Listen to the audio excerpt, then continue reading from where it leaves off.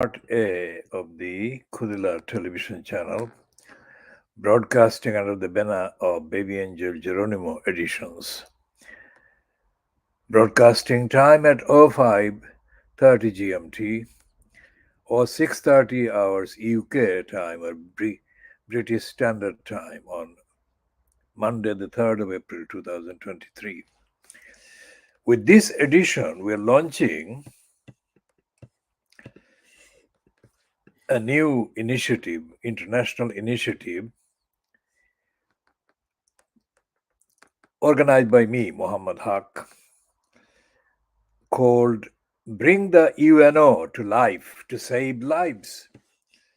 This is a reference actually to the complicit role that the United Nations bureaucracy has been playing in the massacres of the asylum and refuge seekers at various points in the seas of Western European countries. The idea behind this initiative, which I'm calling Bring the UNO to Life, is literally bring the UNO to life, to apply. I don't like the word enforce, but to apply the existing United Nations treaties, charters, declarations, and in this context particularly, the UNO Refugee Convention, which I shall be looking at immediately as soon as I can access it.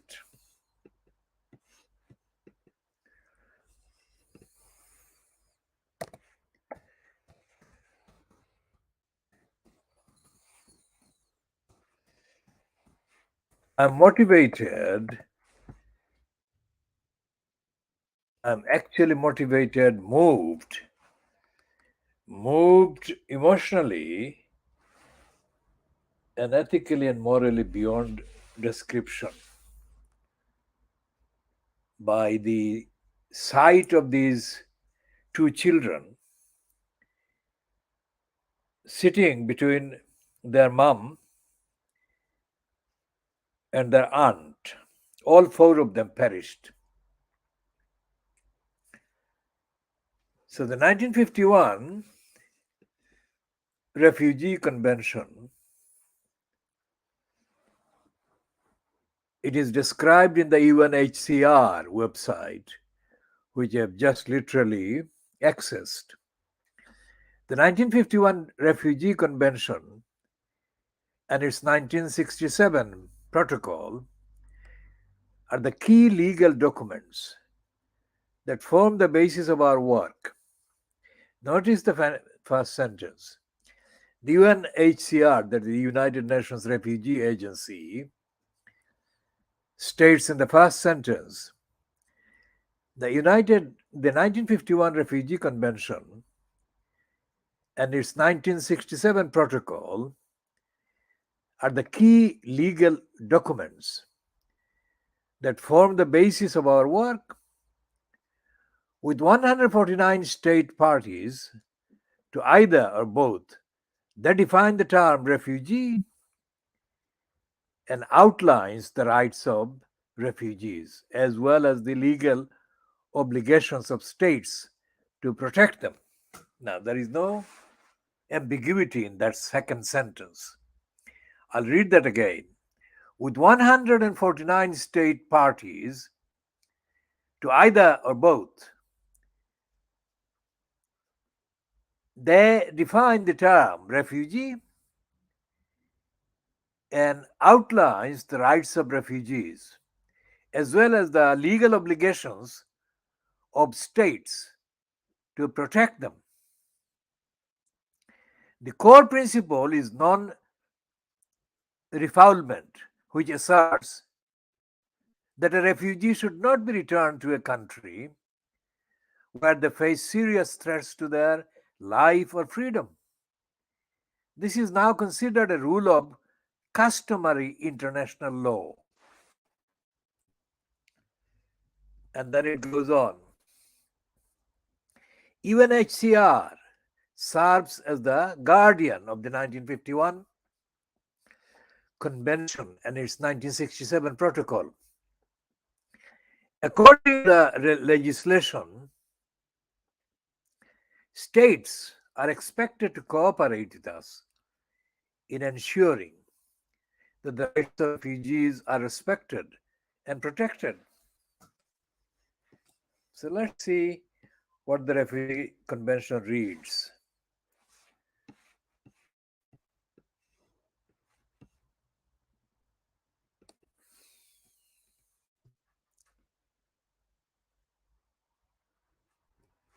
And it's headed Convention and Protocol relating to the status of refugees.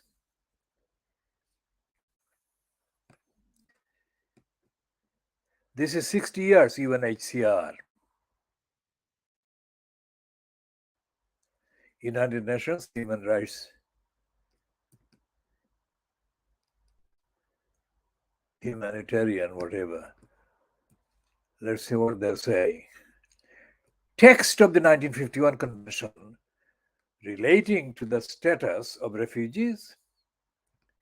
The text of the 1967 Protocol relating to the status of refugees, Resolution 2198, adopted by the United Nations General Assembly,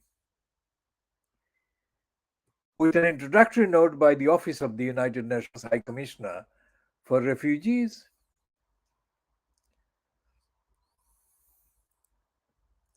Introductory note by the Office of the United Nations High Commissioner for Refugees. Grounded in Article 14 of the Universal Declaration of Human Rights 1948, which recognizes the right of persons to seek asylum from persecution in other countries, the United Nations Convention relating to the status of refugees, adopted in 1951, is the centerpiece of international refugee protection today. The convention entered into force on 22nd of April, 1954. Now, this is April, the 3rd of April, we are reading this. And it has been subject to only one amendment in the form of a 1967 protocol, which removed the geographic and temporal limits of the 1951 Convention. The 1951 Convention, as a post-Second World War instrument, was originally limited in scope to persons fleeing events occurring before 1st of January 1951 and within Europe. The 1967 Protocol removed these limitations and thus gave the Convention universal coverage. It has since been supplemented by the refugee and subsidiary protection regimes in several regions, as well as via the progressive development of international human rights law. And there are notes, plenty of notes there. The 1951 Convention consolidates previous international instruments relating to refugees and provides the most comprehensive codification of the rights of refugees at the international level.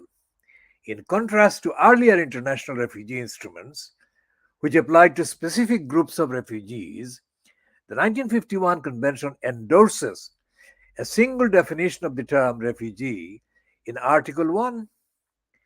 The emphasis of this definition is on the protection of persons from political or other forms of persecution. A refugee, according to the Convention, is someone who is unable or unwilling to return to their country of origin.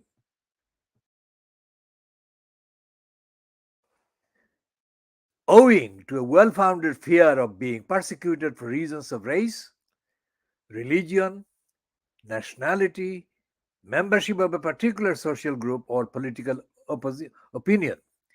The Convention is both a status and rights-based instrument and is underpinned by a number of fundamental principles, most notably non-discrimination, non-penalization, and non-refoulement.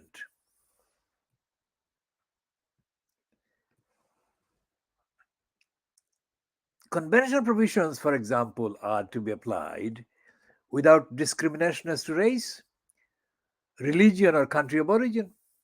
Developments in international human rights law also reinforce the principle that the convention be applied without discrimination as to sex, age, disability, sexuality, or other prohibited grounds of discrimination. The convention further stipulates that, subject to specific exceptions, refugees should not be penalized for their illegal entry or stay. This recognizes that the seeking of asylum can require refugees to breach immigration rules. Prohibited penalties might include being charged with immigration or criminal offenses relating to the seeking of asylum, or being arbitrarily detained purely on the basis of seeking asylum. Importantly, the Convention contains various safeguards against examples of expulsions of refugees. The principle of non refoulement is so fundamental that no reservations or derogations may be made to it. It provides that no one shall expect or return a refugee against his or her will in any manner whatsoever to a territory where he or she fears threats to life or freedom. Finally, the convention lays down basic minimum standards for the treatment of refugees without refugee prejudice to states granting more favorable treatment. Such rights include access to the courts, to primary education, to work, and the provision for documentation, including a refugee travel document in passport form. Most states parties to the convention issue this document, which has become as widely accepted as the former Nansen passport, an identity document for refugees devised by the first commissioner for refugees, Fridtjof Nansen, in 1922.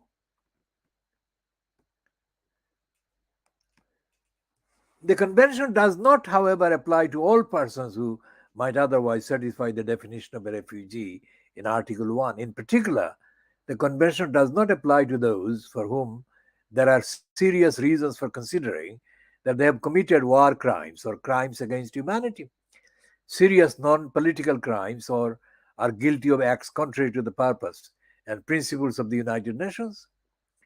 The convention also does not apply to those refugees who benefit from the protection or assistance of the United Nations agency other than United Nations HCR, such as refugees from Palestine who fall under the auspices of the United Nations Relief and Works Agency for Palestinian refugees in the Near East. Nor does the convention apply to those refugees who have a status equivalent to nationals in their country of asylum. Apart from expanding the definition of a refugee, the protocol obliges states to comply with the substantial provision of the 1951 Convention to all persons covered by the refugee definition in Article 1 without any limitation of date.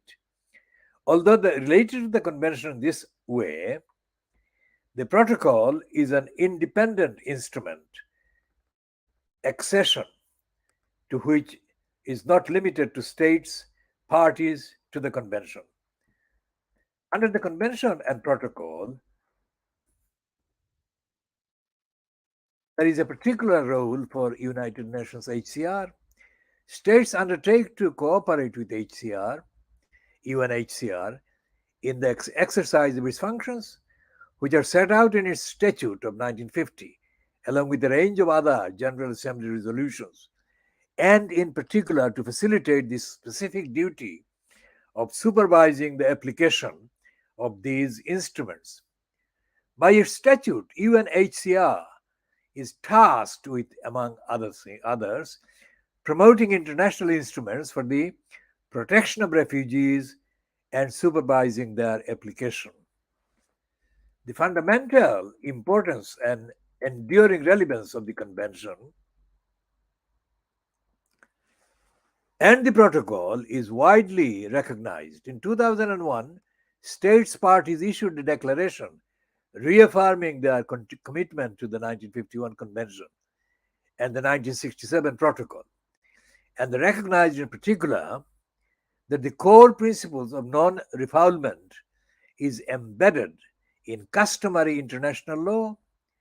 Moreover, the General Assembly has frequently called upon states to become parties to these instruments. So there are some notes there underneath that. Accession has also been recommended by various regional organizations such as the Council of Europe, the African Union, and the Organization of American States. As UNHCR prepares to commemorate in 2011 the 60th anniversary of the 1951 convention, it is hoped that more states will accede to these instruments. Today, there are 147 states parties to one or both of these instruments. Now, notice the date. I'm reading the text that was last published or updated in 2011, 60 years. Now, 2011, 60, and 2021 would be 70. And this is 72 years actually. And this has not been updated for 12 years. In view of the increasing recognition of the fundamental significance of the Convention and the Protocol for the protection of refugees and for the establishment of minimum standards for their treatment, it's important that their provisions be known as widely as possible, both by refugees and by all those concerned with refugee problems. Additional information on the Convention and the Protocol, including accession details, may be obtained from UNHCR or directly from the UNHCR website at www.unhcr.org. Now, this was done in December in Geneva, December 2010. This statement was written 13 years ago.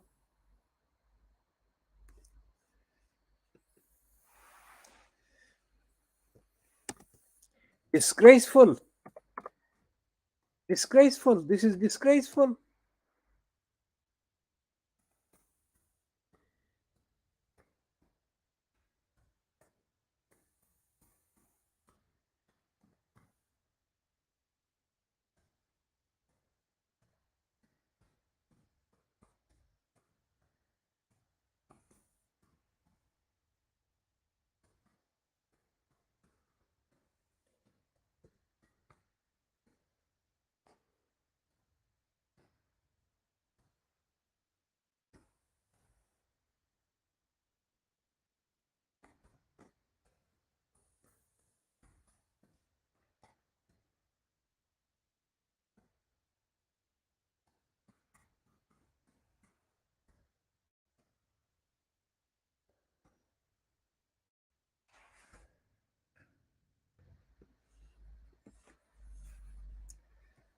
So this is the post that is on the Khoodeelaar Twitter account going online in the next few seconds. And it reads, disgracefully uncaring UNHCR text last edited in December 2010, as long as 13 years ago. That's what I've written.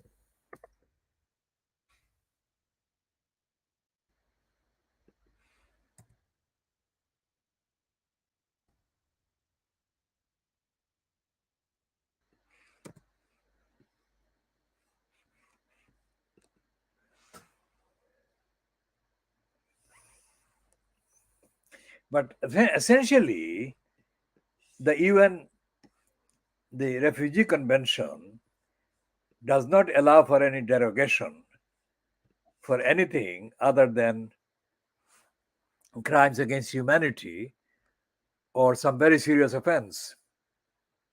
None of this actually applies to the overwhelming